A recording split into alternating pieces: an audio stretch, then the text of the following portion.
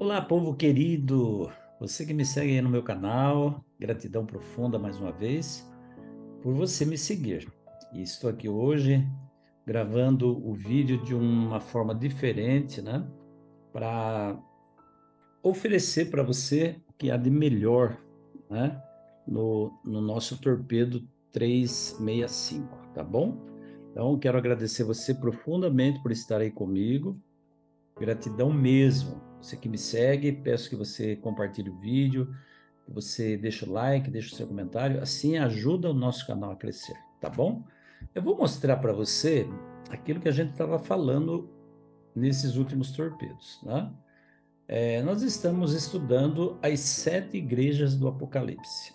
E eu disse que cada igreja, ela era uma igreja situada geograficamente na Ásia, mas ela também representa o povo de Deus ao longo dos séculos após Cristo, tá certo? Depois de Jesus, né? Da nossa era, ok?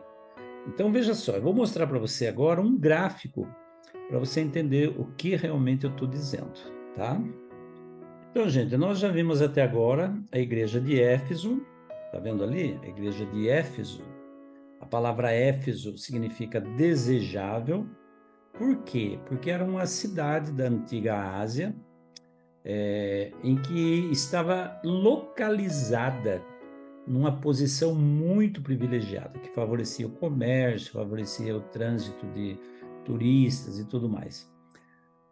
A igreja de Éfeso representa o povo de Deus do ano 31 até o ano 100 da nossa era, aproximadamente, tá? Você percebe aqui que todas as igrejas, todas não, mas uma boa parte das igrejas mencionadas na Bíblia e na carta de João, né, no livro do Apocalipse, aparece aqui na Ásia Antiga, tá certo? Depois nós vimos a igreja de Esmirna, significa cheiro suave, né? Vimos a mensagem que Jesus deu a Esmirna, vimos a promessa ao vencedor, e a igreja de Esmirna vai do ano 100 até o ano 323, aproximadamente, ok? Depois nós vemos a igreja de Pérgamo, que já falamos sobre ela também, tá? A igreja de Pérgamo vai do ano 323 ao ano 538, ok? Depois nós vemos a igreja de Pérgamo. A igreja de Pérgamo, nós vimos ontem, né? Vai do ano 323 ao ano 538, tá? E hoje nós vamos falar da igreja de Tiatira. A palavra Tiatira significa contrição. E tem muito a ver a história da igreja antiga de Tiatira, da Ásia, né? Com também apostasia e intolerância. Vai do ano 538 até o ano 1798. O que aconteceu no ano 538? No ano 538, o ano que começou a supremacia papal. O Papa foi recebido e reconhecido como o cabeça, o líder supremo da igreja naquela época. Só existia a igreja católica. Então, nesse ano, o Papa foi reconhecido como o cabeça da igreja.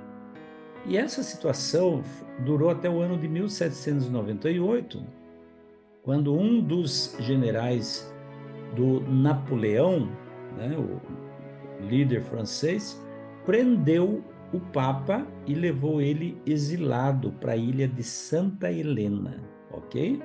Então, nesse ano de 1798, acabou aquela supremacia, aquela primeira parte, pelo menos, da supremacia papal. Mas hoje nós vamos refletir sobre a igreja de Tiatira, que é a quarta igreja aí falada por João. Tiatira é o nome da cidade. Como que era a cidade de Tiatira?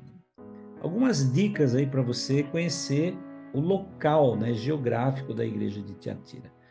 Tiatira era uma antiga cidade da Lídia sobre o rio Lico. Era uma cidade que possuía sindicatos fortes.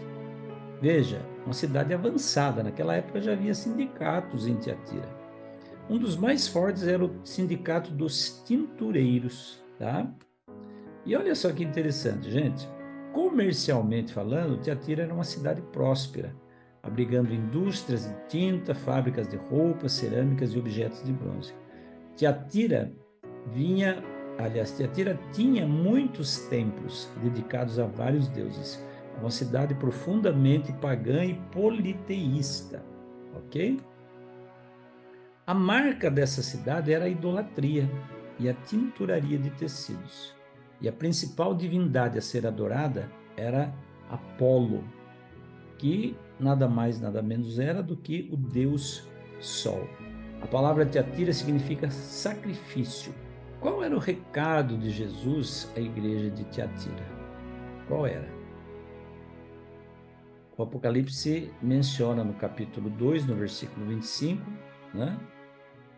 Diz assim: mas o que tendes, retende-o até que eu venha. Jesus está dizendo: o que você tem de bom, segure com você até que eu venha.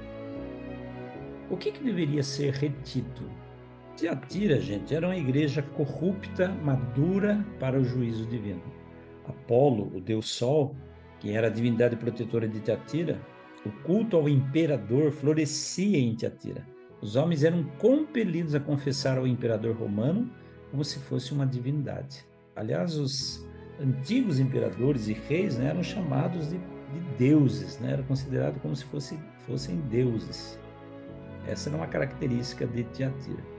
A grande pressão sofrida por Tiatira era para que ela abandonasse aquele estilo de adoração estabelecida por Deus para se igualar aos povos pagãos que ele vivia.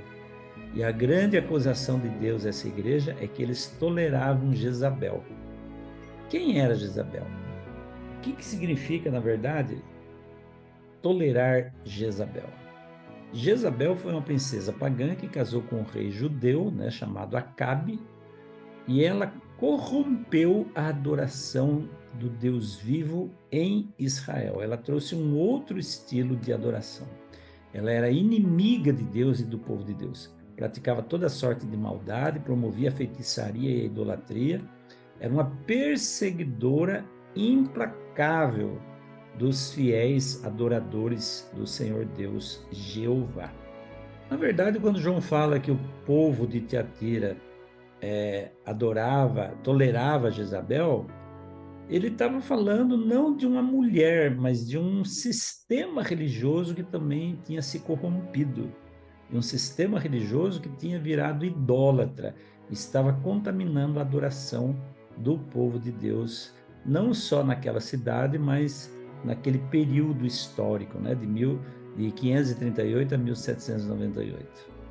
Nesse período da história, que inclui a Idade Média, né, nós sabemos que a Bíblia foi banida da mente do povo, Jesus foi praticamente tirado por completo da mente do povo, e o que ganhava centralidade na adoração era o clero, era o papa, era a língua latina, né, na qual as missas eram rezadas, e a verdadeira adoração a Deus do céu, Deus Criador, foi sendo aos poucos deixada de lado.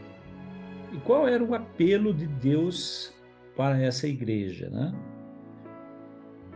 A Bíblia, lá em Apocalipse, diz: conserva o que tens até que eu venha.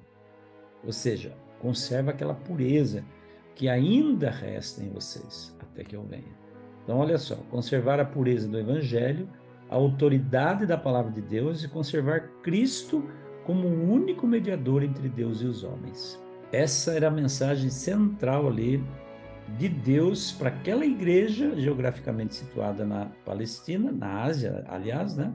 E também para aquele povo que viveu de 538 a 1798. Mas essa é a mensagem central também de Deus para você e para mim. Conserve a pureza do Evangelho, conserve a autoridade da palavra, conserve o conceito, o pensamento de que Jesus é o único mediador entre você e Deus. Que Deus abençoe a sua vida e guarda o que você está aprendendo. Isso ninguém vai tirar de você. Amanhã eu volto com mais um torpedo aqui para a sua vida, para o seu coração. Fica com Deus e até lá. Tchau, tchau.